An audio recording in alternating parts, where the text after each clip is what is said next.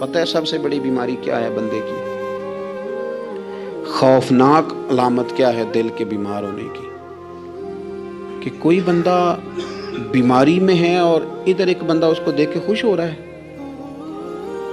کسی کو زوال آ گیا ہے، کاروبار ڈوب گیا ہے اور یہ دیکھ کے خوش ہو رہا ہے.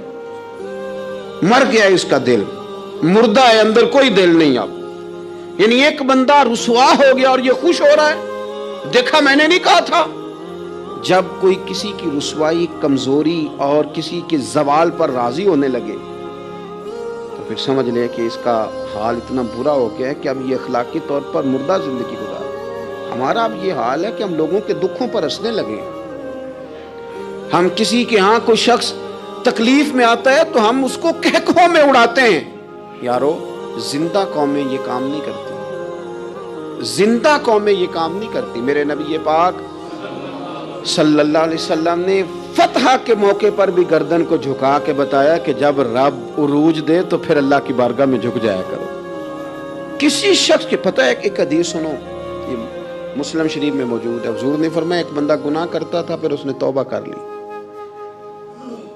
اگر کسی نے دوبارہ اسے وہ گناہ یاد کرایا کہ تو یوں ہوتا تھا، اگر کسی نے اسے دوبارہ گناہ یاد کرایا تو یاد کرانے والے کو اللہ سزا کے طور پر مرنے سے پہلے پہلے اس گناہ میں مبتلا کر دے گا. خفیہ تدبیر آئے گی. اللہ جس کو اللہ نے معاف کر دیا، زمین آسمان بھول گئے، فرشتوں کے دفتر سے اس کا گناہ محو کر دیا گیا، تو نے کیوں یاد رکھا؟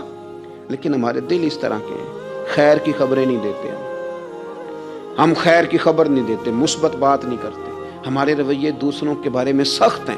یعنی بہو سے داماد سے اختلاف ہو گیا، پھر اس نے معافی مانگ لی، پھر ہم نے معاف کر دیا، پھر ایک سال کے بعد دوبارہ لڑائی ہوئی تو پچھلی بات دوبارہ یاد کرنی چاہیے تھی.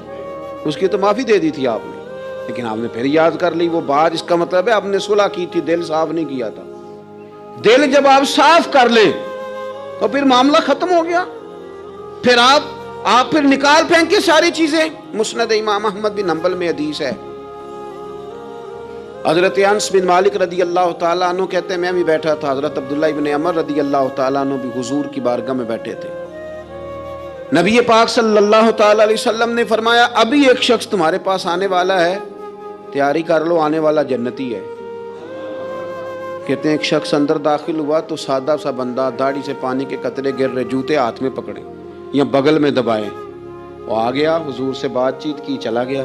ہم بڑے خوش تھے کہ کمال نہیں ہو گیا جس کو حضور نے دنیا میں جنت کی بشارت عطا کر دی. اگلے دن اس نے اتفاق، ہم اسی جگہ اسی حال میں بیٹھے تھے کہ پھر محبوب نے فرمایا ابھی ایک بندہ آنے لگا، جنتی ہے. کہتے ہیں وہ بندہ آیا تو دیکھ کے حیران ہو گئے، یہ تو وہی کل والا ہی بندہ ہے. اسی طرح داڑھی سے پانی کے قطرے گر رہے ہیں، جوتے اس کی بغل میں آ کے بیٹھ گیا. تیسرے دن اللہ کی قدرت ہم وہیں بیٹھے تھے، پھر حضور نے فرمایا بندہ آنے لگا، زیارت کر لو، تیاری کر لو، بندہ جنتی ہے. وہی بندہ آیا جو پہلے 2 دن آیا تھا. حضرت عبداللہ ابن عمر کہتے ہیں کہ وہ حضور سے کوئی بات چیت کر کے جانے لگا تو میں اس کے پیچھے ہو گیا. میں نے اس کو جا کے سلام کے بعد کہا کہ یار میں تیرا مہمان بننا چاہتا ہوں، 3 راتوں کے لیے رکھ لو گے؟ اب محلہ بھی ایک، شہر بھی ایک. اس نے کہا جی ٹھیک ہے، آ جائیں، جو میرے پاس روکھا سوکھا ہوگا پیش کر دوں گا. فرماتے ہیں 3 راتیں 3 دن میں اس کے پاس رہا. میں جاننا چاہتا تھا کہ کون سی ایسی عبادت کرتا ہے جس کی وجہ سے 3 دن حضور نے جنت کی بشارت اس کے لیے دی، اعلان فرمایا. کہتے ہیں میں نے کوئی غیر معمولی چیز نہیں اس کے اندر دیکھی، کوئی انوکھی عبادت نہیں دیکھی. عشاء پڑھتا، فجر تک سویا رہتا، میں تہجد کے وقت اٹھتا، نفل پڑھتا. 3 راتیں یہ ہوتا رہا. ہاں جب وہ کروٹیں بدلتا تو اللہ اکبر اللہ اکبر کہتا. باقی وہ سویا ہے، فجر میں اٹھا ہے. صدقہ بھی خاص نہیں اس نے دیا، خیرات بھی میں اس سے زیادہ کرتا رہا، مجھے کوئی خاص چیز نظر نہیں آئی. تیسرے دن میں جانے لگا تو میں نے اسے کہا یار سن، مجھے کوئی ضرورت نہیں تھی تیرے گھر میں قیام کرنے کی، میرا گھر قریب ہی ہے. وہ تو کمال یہ ہے کہ نبی کریم علیہ السلام نے اپنی زبان فیض ترجمان سے، یعنی وہ زبان جس کو سب کن کی کنجی کہیں، اس کی نافذ حکومت پہ لاکھوں سلام. حضور نے 3 دن تجھے مسلسل جنتی کہا ہے. میں تو دیکھنے آیا تھا کہ تیرے اندر کوئی عمل ہو تو میں بھی وہ شروع کروں. تو وہ کہنے لگا یہی ہے جو آپ نے دیکھ لیا ہے، فرض نماز ہی پڑھتا ہوں، روٹین کے کام ہی کرتا ہوں، کوئی خاص چیز تو میرے پاس کوئی نہیں۔ حضرت عبداللہ ابن عمر فرماتے ہیں میں نے تو سمجھا کہ میں تو اس سے زیادہ خیر کے کام کرتا ہوں۔ اب میں سوچتا ہوا وہاں سے نکلنے لگا کہ پھر کیا خاص بات ہے جو نبی پاک نے 3 دفعہ اسے جنتی کہا ہے۔ جب میں نکلنے لگا نا، دروازے پہ مڑنے لگا تو اس نے آواز دی، کہا یار سنو، ایک بات یاد آئی ہے۔ میں نے کہا وہ کون سی؟